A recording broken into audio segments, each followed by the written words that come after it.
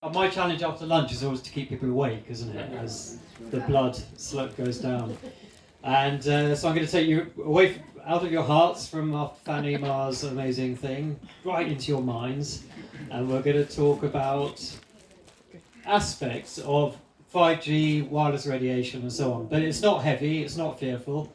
And maybe taking a leaf out of the book, it's on the front of the light paper I just saw in the cafe.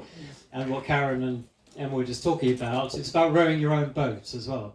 So the fifth part, practical tips, maybe we'll focus a little bit more on that, because that's the practical steps that we can take without feeling disempowered about councils and the rollout and so on. You know, these things can be beyond our reach or feel like that.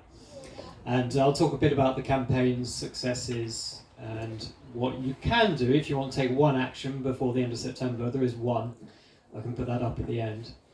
So a lot of you are probably quite familiar with this, so it won't be as detailed as other ones have been, and also we've probably only got maybe 45-50 minutes to keep back on track. You can add a bit more. We'll add 3 minutes. And but we'll leave Q&A as well, because probably again a lot of you know the general stuff, so Q&A is quite an interesting way to bring up other topics around it. So this is more, because you can't see this, it's kind of a bit of a prompt and just a background menu for you, and the slides will just be little prompts to keep us going. So what is electromagnetic radiation, number one? Number two, what is... Sorry? The thing I suffer from. No, that's electrosensitivity. Maybe. What is 5G? What are the fallacies or the myths being repeated around this topic by councils and governments? And what are the health concerns? Just briefly, what can the effects be, like electrosensitivity? And then practical tips. So, I'm going to have to lean down. Electromagnetic radiation, it is 101, because actually quite a few people don't know, and why would we?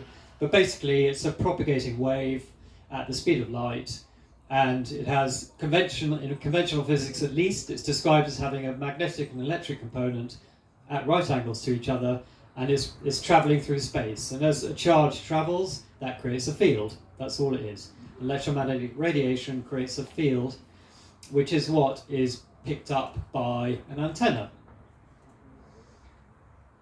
I took out my antenna pictures. So an antenna basically is like a coat hanger. As the field passes with its vibration, it induces electron flow in the antenna, which is the information that's translated into that signal into information, which then becomes sound or picture or whatever.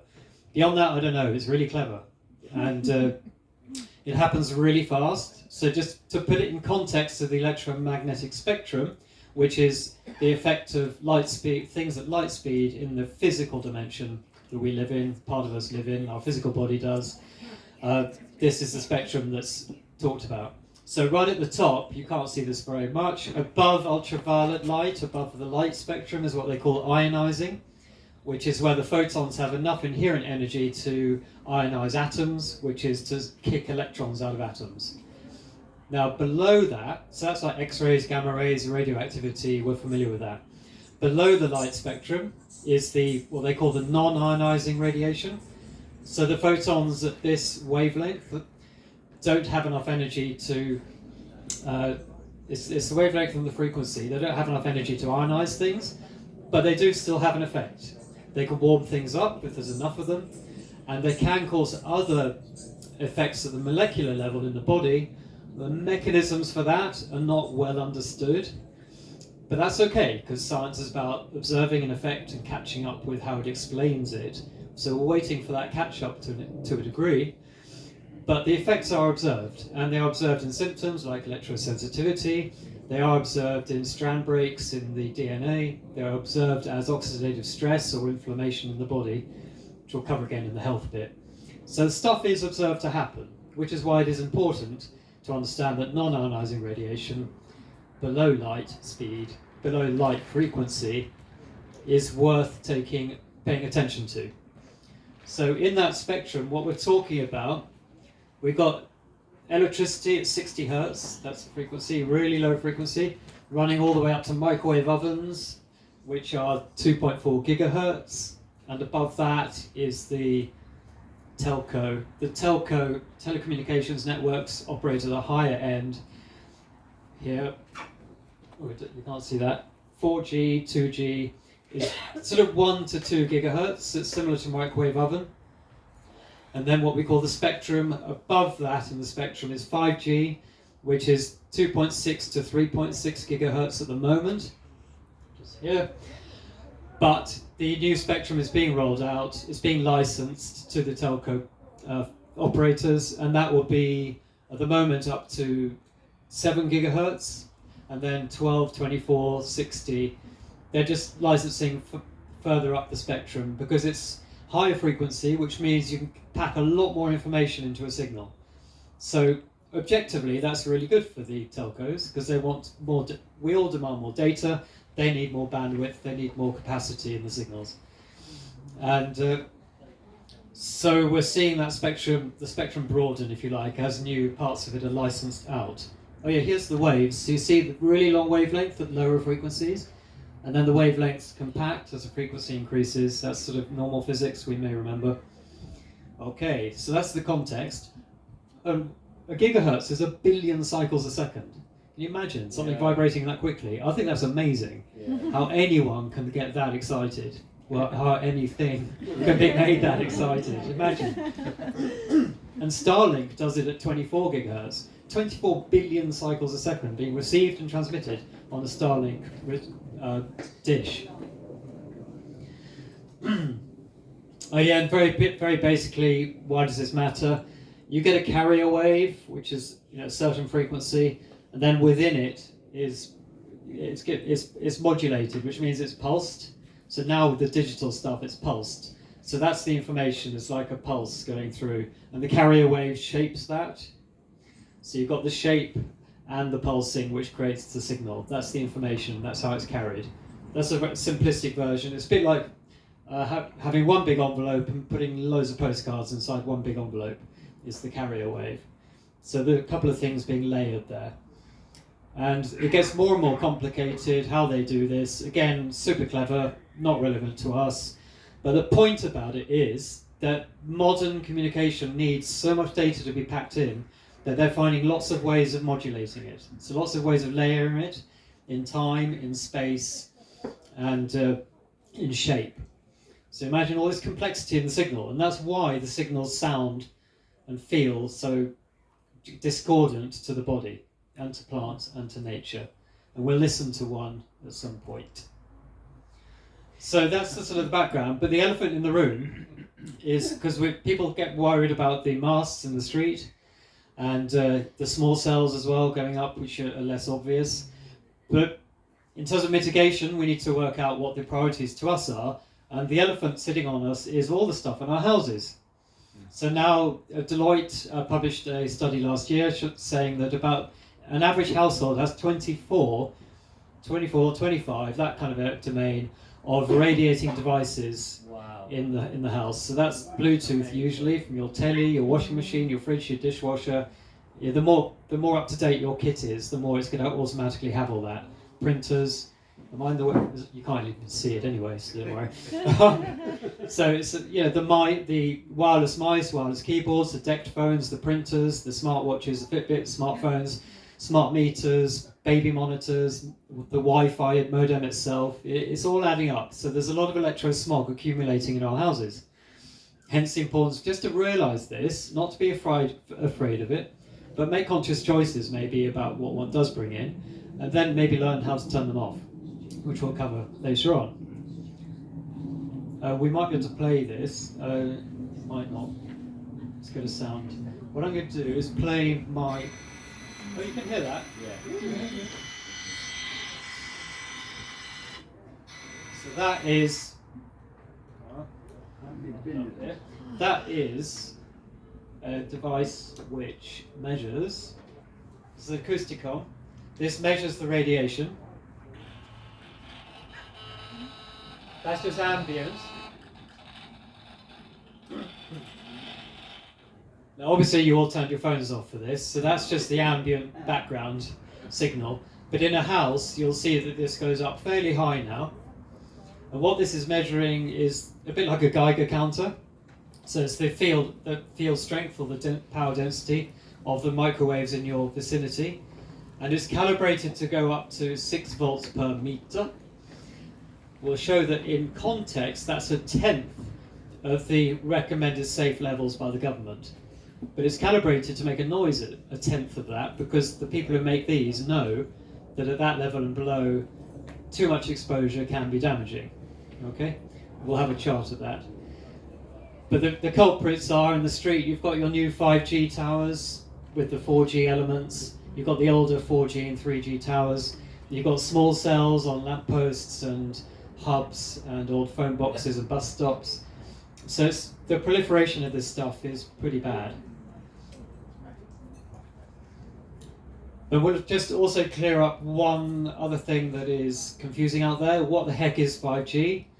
It is quite confusing. I'm not sure if that's deliberate, but the main distinctions are that the 5G proper, when it comes, will be beamforming. It is beamforming, so they call it phased array or collimated beams, where the beams are focused into a particular direction. So if you can see that little node there, they're focused into a primary direction, the beams. And that's again with clever physics of just overlapping the direction of multiple signals to focus them one way. So it's like a positive interference beam.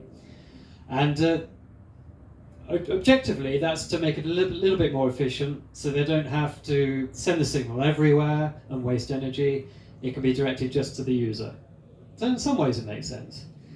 And the other thing is, with 5G proper, that is the higher frequency. So 26 gigahertz, that's about 10 times microwave oven, or 10 times 4G.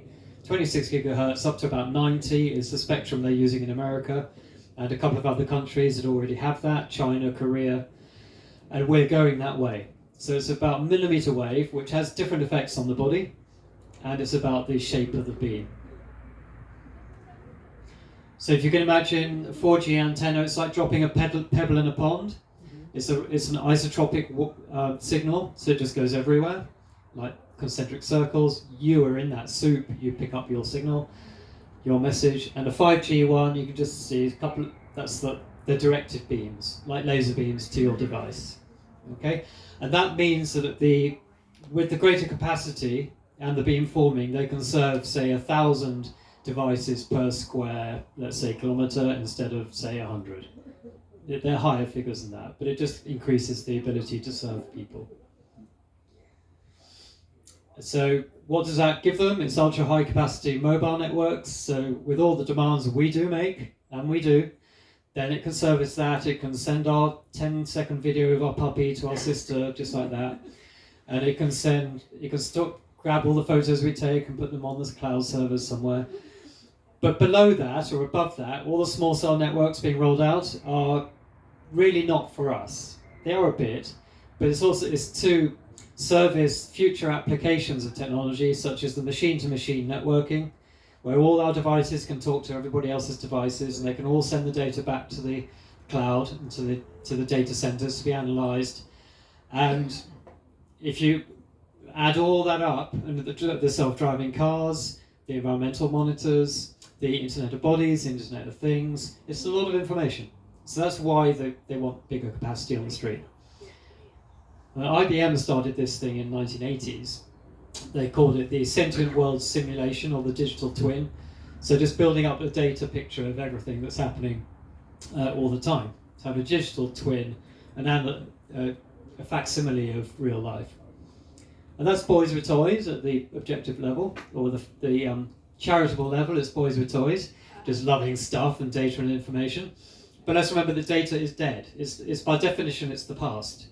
So we want to be living in the present. That's the heart-based center, where everything, what's it called, serendipity is possible, and second-guessing machines is possible, because we can operate from a higher operating system, if you like. So it's important to stay a step ahead in that respect. And remember, that's who we are, as the speakers earlier were talking about. So we don't want to really let ourselves get too sucked into the Internet of Things. It's all the cloud-based data harvesting systems, and the Internet of Bodies, which has been talked about in the light paper, just this issue I noticed, is still being talked about. And actually, Dr. John Campbell, I did watch his last thing a day or two ago, where he's been talking about, he only does peer-reviewed papers to try and stay on YouTube. So the Japanese have just published this peer-reviewed paper about the nanotech in the vaccines. And yeah, it's pretty horrifying. Who knows what the heck that is for? But obviously the theory is it's self-assembling little antennas, receivers, devices that can communicate with the Internet of Things and the 5G system to maybe command and control you. I don't know. It's too deep. Adrian down here has made a little machine which can measure whether people are emitting MAC address signals. Oh. I don't know the latest on that, but I know other people have perceived possibly that people are carrying little MAC address signals if they've been jabbed. So maybe that's what's happening. I don't know. But I've heard those claims, and I did the experiments because I was interested. yes. But I have not been able to verify it. I've taken Yeah. 11 individual vaccinated people to a remote location Yeah. where there's no ambient Yeah. RF signals, and I haven't been able to detect any Bluetooth packets coming off them whatsoever. Unfortunately, How I was unsensational, I was Adrian. quite disappointed because I wanted to do some more research on it if Yeah. it was real. But Well, you could do more. We might find that some do. Is there a question? Oh, I was going to say, how did you look into cumulative? Like, the more vaccines you get, the more likelihood of the... Some people talk about that online, that somebody that had like 5 vaccines went out with a friend that didn't, and he saw a MAC address on it. And maybe 2 is not enough to show that up. Possibly. Yeah, I mean there were 11 individuals, and I think they'd had between 1 and 3 or 4 jabs. Right. Yeah. Okay, more research needed. Yeah. But yeah, there, some people have found it. I don't know. It's unproven, perhaps, but it's possible. So the main concerns about the rollout and the increase of this technology are environmental, which will be fairly obvious. We'll touch on it briefly. Health and surveillance is what we've touched on already. So the surveillance capacities of this. I like this quote, Sarah Benson, author of Joining the Dots. But it said, we're now living under a microwave dictatorship that puts all others in the shade. The whole planet is at risk. Pollinating bees are rapidly disappearing since the rollout of 4G. This is 2002. And as Suzuki pointed out, once bees are extinct, humanity will have 4 years left. So that's dramatic. But I think this dictatorship is twofold. It's the dictatorship that means that we have no choice other than to use these bits of kit because everything operates on them. Try traveling these days without a smartphone. Really hard. So that's one dictatorship. You know, it's been imposed upon us. I suppose we've chosen it, but you know, it's a bit of a swings and roundabouts thing. But the other dictatorship is the literal one of it can empower Big Brother big time, which is what, in the 40s they were able to do a little bit with the tech they had, but now it's ideal for people who want to control. Environmentally, it's interesting to know that wireless systems, so not cables, but wireless systems, phones and masts and everything, use 10 times the amount of power than wired systems because they have to project the signals through the air and they have to receive and transmit and transmute and then redirect them. And that accounts for and then data centers, which are receiving all this information, account for half of the energy use, nearly, of all the ICT or the information communications technology sector. And then after data centers, another quarter is used by the communication networks, and then another 7% by desktop computers, and then you've got your displays and your, what's that one say? Oh, notebooks, smartphones, displays. So the kit is about a quarter, and the networks are a quarter, and then the data centers are a half.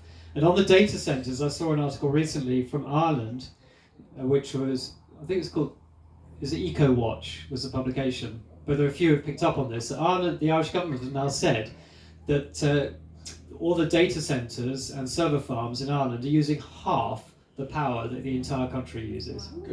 You know, square that with the messaging that smart cities are the way to make the planet green, you know, and to reduce our carbon footprint. These numbers never add up when scrutinised, and we've got David Miliband recently rolling out GB Energy and all the investments that have just been, or grants have been given to the wind farms and the solar farms. It doesn't make any sense if you add up the numbers. And then contribution to, let's call it CO2 emissions for the sake of argument. I do agree with the level of we are polluting. The more stuff we use, the more stuff we burn, the more energy we use. Without new technologies coming in, we are making a mess. We can call it CO2 if we want. But at the moment, when the old days, CO2 emissions due to this kind of kit was 2%, which is equivalent to the airline industry. But even the sector itself agrees that in 5 years' time, this sector will be using 20-25% of world energy. So that's quite something, as Ireland have already showed us that is the trend. So it doesn't square with councils promoting their sort of green manifestos at all by also supporting this sort of rollout. The wake up side I've kept because I quite like it, but it's just for us all to pay attention, isn't it? We touched on, somebody touched on this morning, the road less travelled that they want us to go down, the health passes, the digital IDs and vaccine passes, the blockchain, the ledger with all of our spending habits, all of our activities recorded on our selfish ledger, which can then be analysed, quantified and then turned against us, should a digital technocracy be waiting in the wings and wanting to take place in the corridors of power. So that stuff is all possible, we just got to be mindful about how we engage with it. So the fallacies,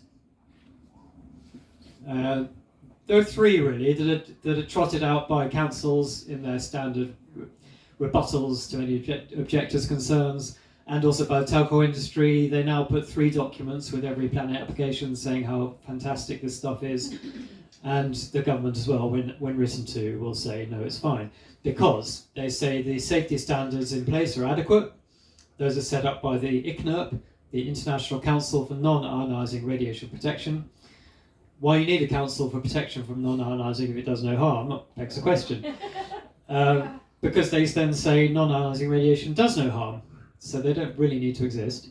And then they also claim that the science is conclusive. And if you watch Council Watch with Rachel, don't know her surname, Colchester being hauled over the coals because the Councillor King said, well, it is conclusive, there's no evidence that this causes harm. And then the furious campaigners sent him 89 pages of evidence. But they just dismiss it, and it's not constructive. So the head in the sand is the normal response. We've got the same with Wealden, actually. I threatened I'd expose them like Rachel did, but they granted 80% of masts sort of wrongly, falsely, mistakenly in the last 2 years by thinking there was nothing to do. But they refuse to acknowledge that. It's strange. There's no conversation possible. So the safety standards, just touching on that, they're not adequate. They all come from the military-industrial complex and the Federal Communications Commission being stuck with the model of, sticking deliberately, probably, with the thermal effect model. So there are 2 effects here. The standards work on what they call thermal effect, which is heating, like a microwave oven. They say if the signal is not strong enough to heat you up, it can't be doing any damage. And 90% of them probably believe that. But 10% know that's a lie. The problem is in the non-thermal biological effects. And we'll cover a bit of the detail. In terms of the standards, the playing ground here, you can't see, but the ICNIRP levels are 56 or 60 volts per meter field strength. And remember this is 6, that's a tenth of that, is what the Bioinitiative report recommends 3 volts. The European Parliament recommends 0.2 volts. So it's way lower than even this goes up to. That's European Parliament, Europol, but they don't often have much influence, as we've seen with the vaccines as well, because they have been talking out about that stuff too. Building Biology Institute, which are dowsers, geomancers, biophysicists, 0.05. They say, try not to expose yourself to more than that. So these are factors of 100 below what the safety guidelines officially are. And the second fallacy, briefly, that non-ionising radiation doesn't do any harm? Well, it does. Even Wikipedia, it's actually taken this off Wikipedia now. But it did make that distinction, which we said earlier, non-ionizing lower energies, they don't strip electrons off atoms, but they do cause interatomic bonds to be disrupted. These bonds form molecules, and then that leads to other effects in the body. And it has been recognized in some patents. That was the DARPA, British US Military Research Centre. They've recognized it because they patented a system to deal with it in the body armor of soldiers who were getting sick in the Iraq War because of the Wi-Fi and Bluetooth. So they do know. Yes, so what it is, what we call it, the reason, the qualities about the signal that damage us, we call pulse modulated polarized signals. Well, that's what they are, pulse modulated and polarized. That was recognized by DARPA as being xenobiotic, which is toxic to life, cytotoxic, which is toxic to cells, and neurotoxic, which is toxic to the nervous system. So all these things with too much exposure because of the pulse modulation and the polarization. That's what to remember. It's that Chinese trick torture, tick, tick, tick, tick, tick, tick, tick, tick, tick, tick, tick, that horrible noise. Oh yeah, and the evidence is conclusive is the third one. So it's like, well, no. Well, they say it isn't, but the evidence is conclusive. But the track record here, that's what's quite interesting, is that eventually, you can't see the left, eventually we do deal with this as a society. When a new industrial toxin or hazard comes online, we do deal with it. But the track record is tobacco took 33 years, from first people pointing it out to regulating it. And second one, asbestos, took 100 years to be recognised and then dealt with. Formaldehyde was 29 years. DDT was 30 years. The fluoroscope, which was x-raying children's feet to get their shoe size, never a good idea. But that took 50 years to regulate against, like to say, don't do this, Clarks. And I'm not sure you can bother to measure now, do they? It's all elastic shoes. And then, so RFR has been known to be a problem since 1889. So how long are we taking? That's 130 years so far. And it's not in anybody's interests commercially to deal with it. So while we're trusting the science, we've got to be a bit patient with this one. The problem with it, of course, different to a lot of these phenomena, is you can't see it, you can't smell it, you can't hear it, except with one of these, and you can't touch it. So unlike tobacco, DDT, formaldehyde, asbestos, there's none of these physical giveaways. The evidence is weirdly conclusive if industry haven't funded the research. We've got 70% of non-industry funded studies do show there is an effect, whereas bizarrely 70% of funded industry studies show there isn't. So there's a bias there, and it's obviously because they know how to game the setup. They don't put the pulsing in, they don't put the modulation in, they don't put the features into the signal they're testing with that they know are harmful. But we're used to that. And evidence is conclusive. This was the Environmental Health Trust court case against the FCC, where the FCC were taken to court and they lost. And the court did rule that the FCC had failed to consider the non-thermal evidence regarding adverse health effects from radiofrequency radiation. So the weight of evidence was literally kilograms, the body of evidence was there, and they were found wanting. So they were told to go and do their homework and explain why they've ignored this, why they haven't studied this, and we're still waiting. So that was 2021. The court didn't put a deadline on, so they're just dragging their feet. But there's tons of evidence. That's admissible evidence. Obviously there's like 10 times that of inadmissible. So the consensus in Britain, this is quite a good one to know. If we're looking in England for an authoritative document to send to people, it's on the front page of my website, which we'll put at the end. This is done by FIRE, so it's Dr. Erica Mallory Blythe, you may have heard of. She's local, she started this. She got this consensus statement written up, signed by up to, is it 350 or 3,500 associated signatures, medical and scientific experts, corroborating that this is an issue and it should be taken seriously. We send this to schools, to councils, nobody cares. but it is authoritative, it's credible, and that's what matters. And eventually, maybe with attrition, people start to pay attention.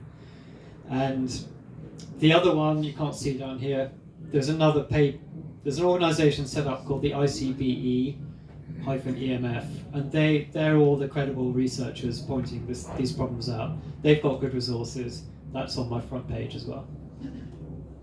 So there is a consensus, there is a ton of evidence, and so the fallacies will endure until they can just be gradually eroded through repetition and constancy, really, just being consistent and keep going. Health concerns. Yeah. Let's remember that even after lunch, we are electrical beings. So we are powered by the universe, not just hummus and pickled onions. But they were really good. Yeah. You can't see nice pictures, but yeah, we're familiar with our multi-dimensional energy field, the etheric, the astral, the mental, emotional, soul, spirit bodies.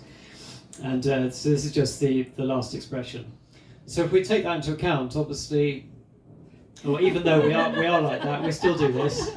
We still do that. So if we get our heads out of the sand, we have the capacity to understand that non-native stuff, whether it's drugs, whether it's all these other substances that have finally been regulated, they do have an effect on us. There is a price. And same with non-native electromagnetic radiation. There is a price. There's a cost to the body.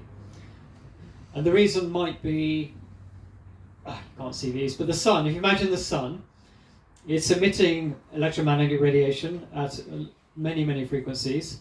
But the difference is it's emitting it at all sorts of different angles. It's all unpolarized. It's like white noise. So it's received very differently by our bodies. Partly also because our bodies have evolved in that soup, in that matrix. So we're used to it, and that's what we are. Introduce a new element of pulsed, modulated, right-angled radiation. It's not what we're used to. It's a very different quality. So our bodies are going to go, not sure about that. And it takes energy. You know, if we're in a room of really noisy people and we're trying to focus on a conversation, or if it's kids or something, we have to focus on what's in hand. And it takes a bit of energy and attention just to filter out what we don't want to hear. And same with these radiations, this electrosmog. Our body's always defending us. There's no peace, which is why we go out to a forest, the sea, or do some good deep breathing. We suddenly feel that space again. And the body likes that because it doesn't have to do anything else. It shouldn't have to be batting off all these assaults. Inflammation, this one, a lot of people just weighed down by this and other factors in modern life. It all adds up to these cytotoxic, neurotoxic, xenobiotic effects. We just get overinflamed.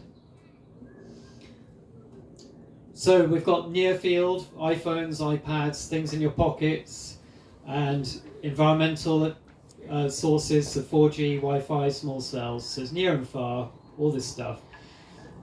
Just a few little headlines. It creates oxidative stress in the body.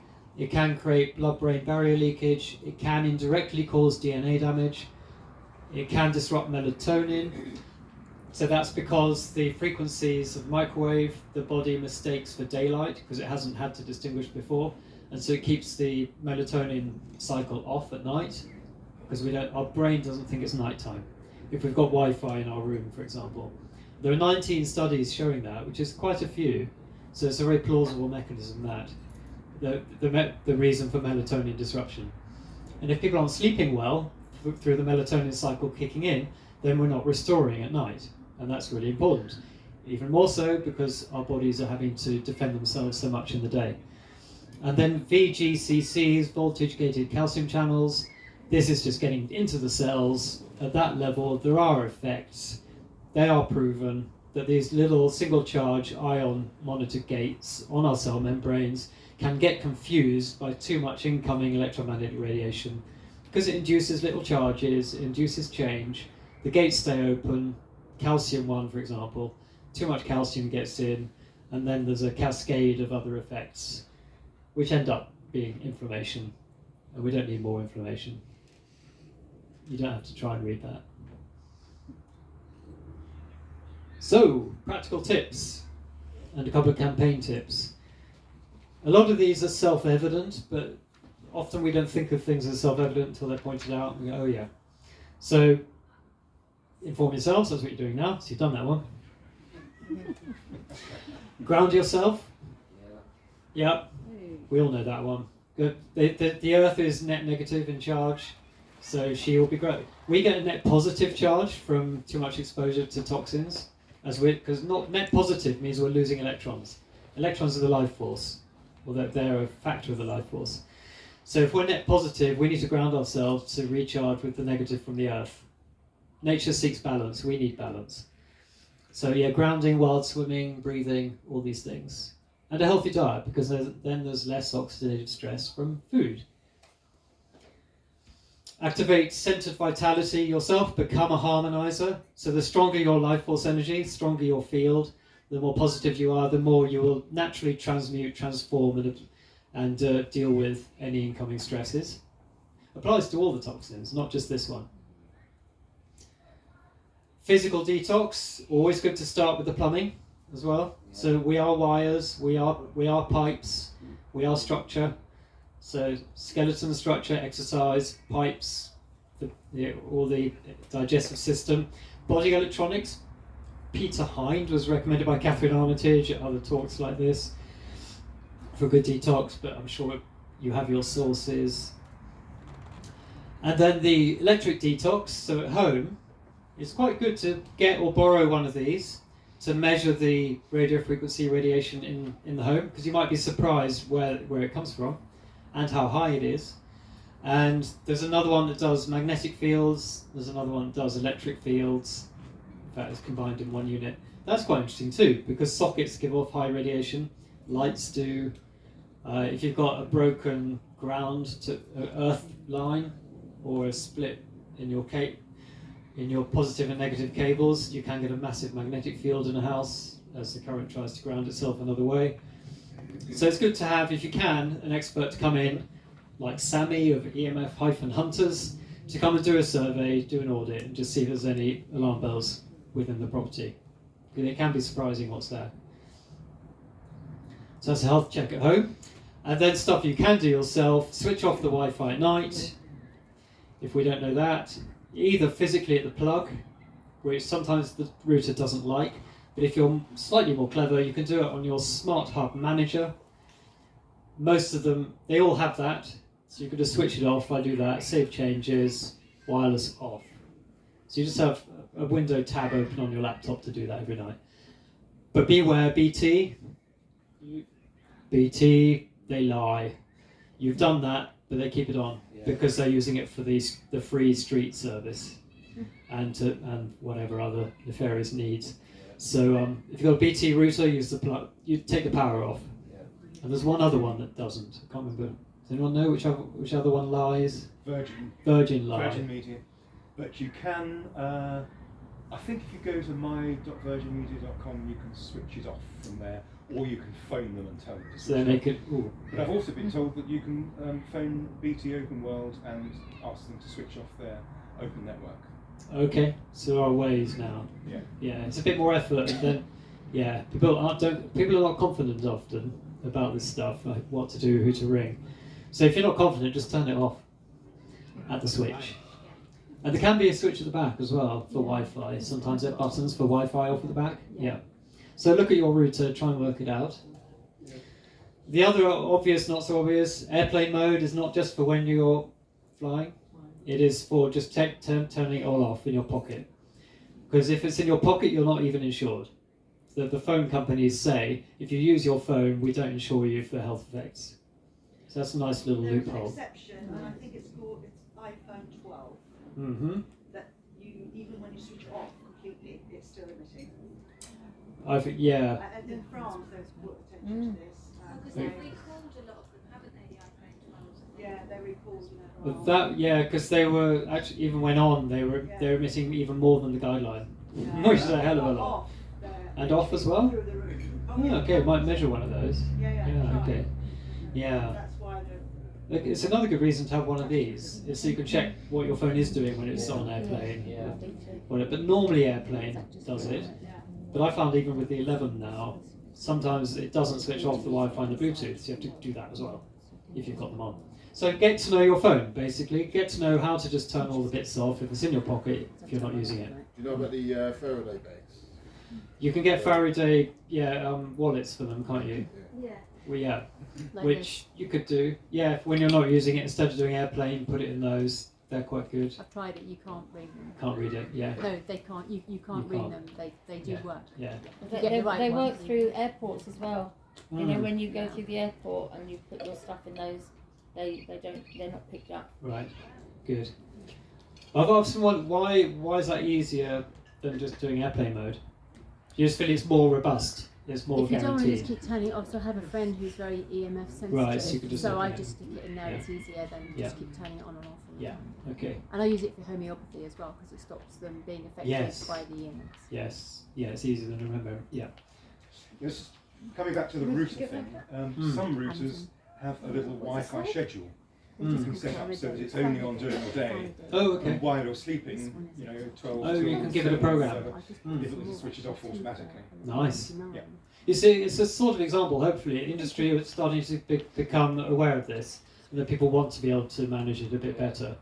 So that they're not all malevolent. It's just learning on the job. Yeah. Other ones, hardwire, the Ethernet. I didn't know this till I started studying this. Really simple. Dongles like this. You can get one that you can put your phone, plug into your phone, and then your phone will be. Sorry, what it does. The Ethernet goes in one end, so the cable, and then the lightning port, which is the power socket, goes into your phone, and it gives broadband over the power. So that's pretty. So you can use your phone offline. So you're saving data. You don't have to have it on all the time as well if you're doing a lot of work. Been trying to get one of them for ages. Where'd you get them from? Well, Belkin I find are the most reliable. Okay. They cost a bit more, like £80, Right. but they don't break every 2 months like the £20 ones. So Belkin, yeah. It is on the website, which I'll put the thing up for. Could you repeat that, please? I'm sorry. It went. So you can, if you have an Ethernet cable from your modem, so it's hardwired, a Cat6 cable. Like offices often still have Cat6. It's just Ethernet cables. Everyone know what Ethernet cable? Anyone don't know what Ethernet cable is? Just Simeon. So you put them in the Wi-Fi box. Yes, back of the modem. And then it's a wire that puts the internet into the device. Yes. So you don't have to do it wireless. Yeah. It looks like, Simeon, it looks like, can you see that bad picture there? Oh, I've got one of those somewhere. There you go. I don't know what it does. You do now. So normally it'd be plugged into a computer to get broadband to the computer. Or you can buy these little dongles which will put it through the power port of your phone or your iPad or even modern computers because they don't have Ethernet ports anymore. So basically the idea being you can do it. So if you're still unclear, it's on my website, you can just Google it. Ethernet adapters or Wi-Fi adapters. You can also use bags to put over your modem. So these are silvered mesh. You put them over the modem and it muffles the signal because often they're really overpowered. You just don't need that much, so you can just muffle them. There are 3 different grades, heavy, medium, or light, depending on what you want. The heavy one does actually pretty much block out all the signal, so that's good for BT if you can't turn it off. Good for smart meters if you can fit it over them. Is it this material? Yeah, probably a bit like that. Yes. Yeah, those things. My Yes. friend made this for me and it's really good. Cool. It blocks out everything. Yeah. Yep. So there are quite a few on the market. One at the back. I suffered badly. Yeah. I found smart meters are about the worst of all. Yeah. It's intriguing, isn't it? Because they can bring more chip than anything else. Yeah. It's unclear as to why, but it's often reported. Yeah. Yep. I was in a block of flats with eight smart meters yeah, what's within it? 10 yards of my Oh. flat. Yeah, okay, And, smart I had meters. to abandon the flat. Oh, sorry, yes. Was one lady just behind you? Can I ask, with that bag, can you put that over your router at all times while your router is on? Yeah. Or is that, so like in the day if I'm sitting working on my computer, I can put that on over the modem. Yeah. And I'll still be able to use Yeah. the internet. If you're quite close to, you can always use broadband, because that's the cable out of the back if you're using that. But if you have to use Wi-Fi, it's still good because it muffles it to just enough that you need and not more. So quite the light one will take a little bit of the edge off, and so on and so on. Yes. Sorry, I apologise. I missed quite a bit of your talk. So I don't Okay, know we'll if start you again. covered this, but I've put tin foil. Yep. All around my. I moved into a property. So I just put a load of tin foil around it.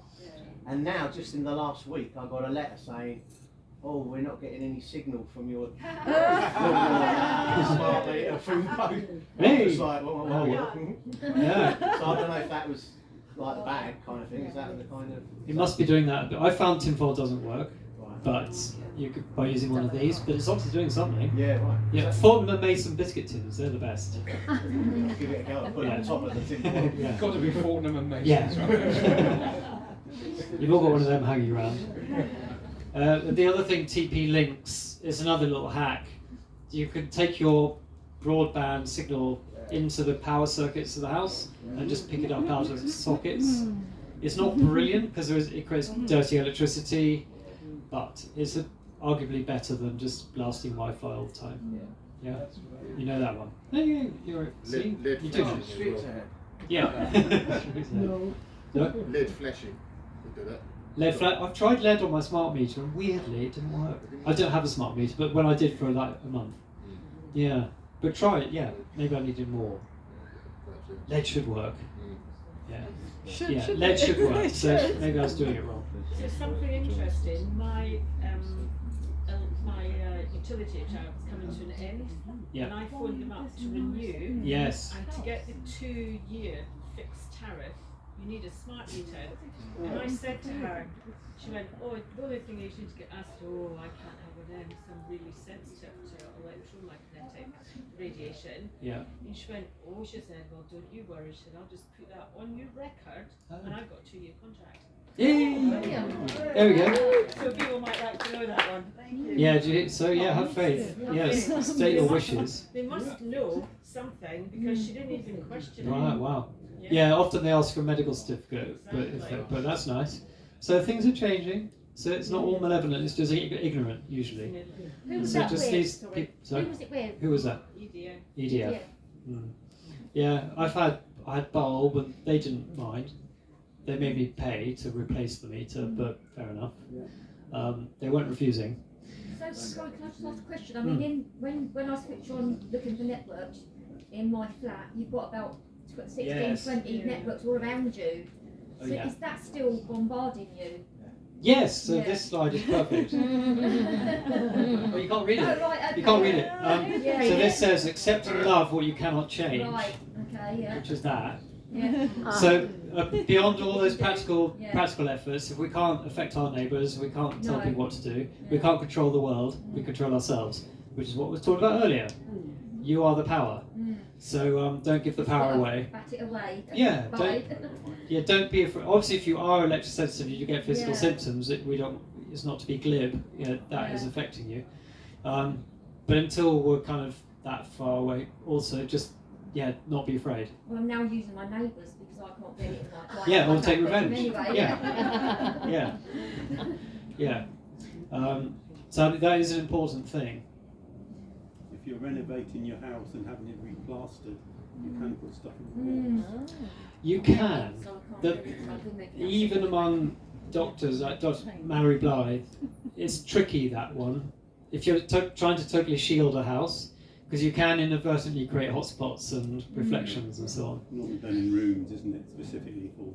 Maybe one room, but to be careful and make sure it's completely full. Otherwise... Faraday knitting as well to put over your bed. Yeah, that's a good one actually. It wasn't on here. Like those modem bags, you can get bags of shrouds that go over your bed, so you've got like a curtain. They are good, and Dr. Errico would recommend those if you're very sensitive. But the important thing is the drapes down the sides and under the bottom. Yeah, to close the whole perimeter. And they just absorb the incoming microwave radiation. So they just absorb it. It turns to heat. So we don't take it all though. They don't. Do you still feel some through there? Oh yes. Yeah, yeah, yeah. So try things. Everyone is different. And the other, this says, do you remember these Daleks, Doctor Who? Yeah. Well, this certainly buggers up our plan to conquer the universe. Simple little things. So just have faith as well that this stuff might trip itself up in the end as well. There's always an Achilles heel. And then, campaign successes. Do you want a little bit on? You don't have to read that, it's my prompt. So the campaign's been going on for a long time, but maybe 5 years, the one I've been involved with. So there are court cases being taken against the government. They didn't go very well. But what has happened, there was Erica Mallory Blythe, that through fire, there was an award of an education and health care plan made to a girl who has EHS, so electro-hypersensitivity. So the disability award was granted by the courts, and so the school she goes to has to get rid of all wireless. So that's good steps. That sets a precedent and an example, and it shows it can be done. It wasn't easy, but the first one's always the hardest. And that's fairly local. Brighton Council, there was a court case in Fishersgate 2021 where they had to back down because a mast was applied for really close to a school, ignoring all the regulations, and the council did lose. They should have checked and asked for certificates of safety, which in themselves don't mean much, but it is at least what they're meant to do. So they lost. There was a refusal of a 5G mast based on health grounds, which is what the councils think they shouldn't and can't do, and what the policy infers is not allowed, that health should be taken into account. You're not meant to do that. But Mendip in 2022 did, after a lot of campaigning from some hardcore people down there, accept that there was a good case of credible evidence to show that residents in the reach of this mast could be affected to their detriment, therefore refused. There were shenanigans after that. They didn't publish the decision notice. The applicant withdrew, so it wasn't recorded officially, but it is in the minutes of the council meeting. So it was a victory of sorts, and it shows it can be done. What I find the problem is that where there's a will on account of positive intention by a council to knock back some masts based on the grounds we put forward, they can, because we've given them everything, chapter and verse, which is admissible in court. But the problem is most councils do not have that intention or will. They just have kind of bad will, lazy will. They can't be bothered. The easy route is just say, no, we're following policy as we read it. This is the problem. So there was Mendip that was good, and there was one very recently in Stroud where the planning officer knocked it back and refused the mast because he said that he wasn't satisfied that it was safe, because the applicant refused to give the exclusion zone diagrams and refused to give the technical data for the mast. And this case officer said, well, no, that's not good enough. I can't do a risk assessment without the data, which is absolutely true. But they're not required to. But a council with goodwill can use that against them. So that was unusual, but that was the second one with the council. In terms of objecting to masts again and again and again, there's a guy called Mr. Christie in Bristol who has achieved 75% of refusals from case officers by campaigning on 100 masts. I think it was 100 masts, and 75 were refused. Now that is very hard to measure, and that actually nationally there is about a 60 to 70% refusal rate going on. On the limited grounds, published limited grounds are sighting and appearance. That's all that they're allowed to look at in prior approval, which is what big new masts are. But we argue that a factor of sighting is health. And they're like, don't know about that. But when we say that enough times to case officers, and they refuse, they cite, with a C, sighting and appearance. But we don't know that they're not actually hearing what we're saying and using that as the official excuse for refusing, but they are taking it on board. So it's worth just persevering. And again, on my homepage, there is a link to how to do that, template letters and resources.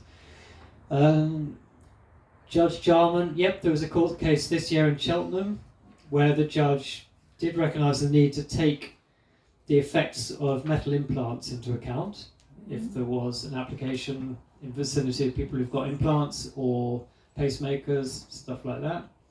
So that went on record. It's a little step.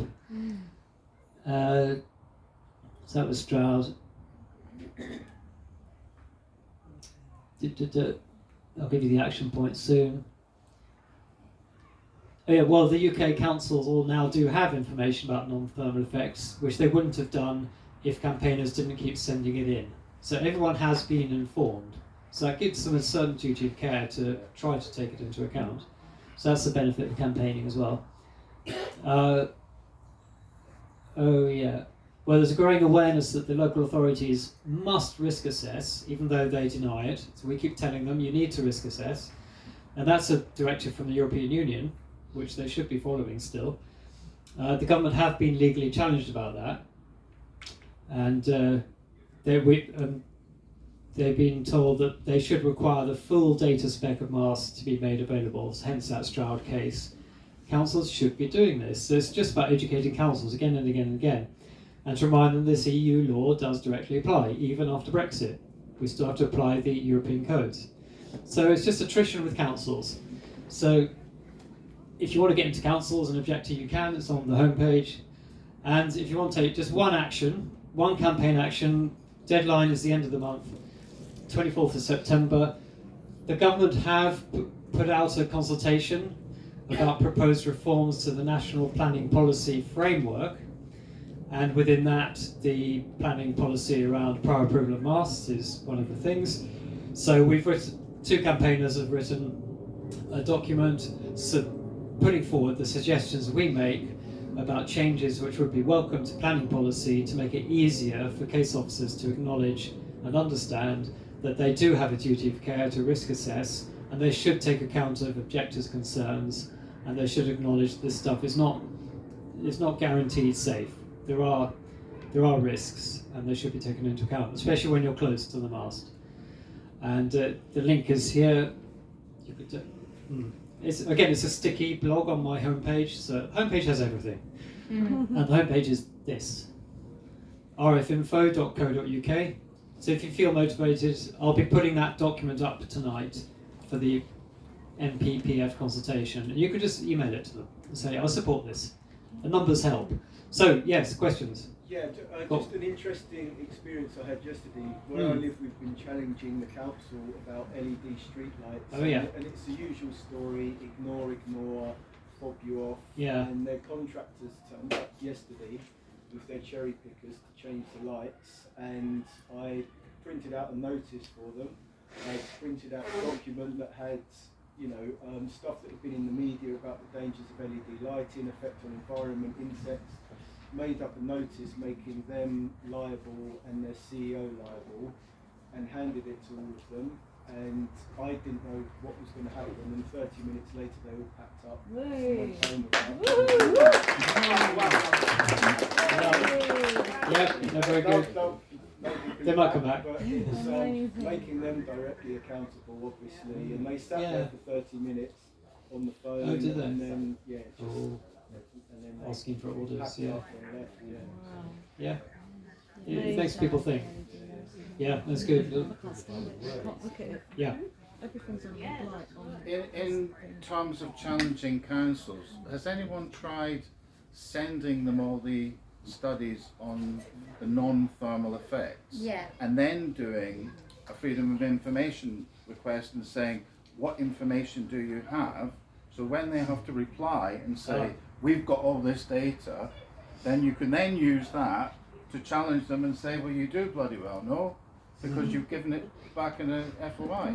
Oh yeah, I don't know. Good idea. They don't want the information. Tried it. Oh. But if you sent them it first. If you send it to them as a letter, potentially. Yeah. Sign for. Yeah. I think one officer did try. Where was it? They said that they had considered all the evidence given to them, which is good, but they still determined that using their discretion, there wasn't enough evidence of adverse risk to warrant refusal. Yeah. Which is sort of, that is their job. That is ultimately their job, is to just take a view. They can't be legally found to be wrong unless they have been unreasonable. And the bar for unreasonableness is pretty high. Like they've got to ignore some pretty full-on stuff and then still ignore it to be found guilty of failing to perform their job. So it's a tricky subjective area, and I get that. You know, they're not qualified to assess all the papers we give them, even if they're peer-reviewed, because they kind of need the government to have done that. And I get that makes sense. So it's what's so complicated. And why we should respect them, because they've got a bloody difficult job. Imagine all the rubbish they get given as well. They've got to somehow filter through all that and find the reliable stuff. It's really hard. But the weight of evidence should be enough to make them think. Like a court case. Yes? If it gets to that stage where you've tried everything and they're still going ahead, there was a demonstration in Worthing recently where they found out that it takes 5 days for the concrete set to put the mast up. So a group just stayed in Worthing for the first 2 days of the week, and then they knew they couldn't do it anymore, so they went away. Yes. And then you just have to look at when the planning commissions is, and then if you get a group that's big enough that stands there, then they can't do the work. We'll be back there on the 28th of October. So if we know Master's going up, if anybody wants to join the Telegram group, if you know Master's going up somewhere, we all get there. That was at the Worthing one. Luckily it got stopped. So there is a Telegram group if anybody wants to join it. There is, Brighton and Worthing, that one? No, this is Rapid Response. Rapid Response? Yeah. Right. So it's on my phone, I can invite anybody. So. Right. Okay. Yes. Yes, time up. Sorry. Other questions out there?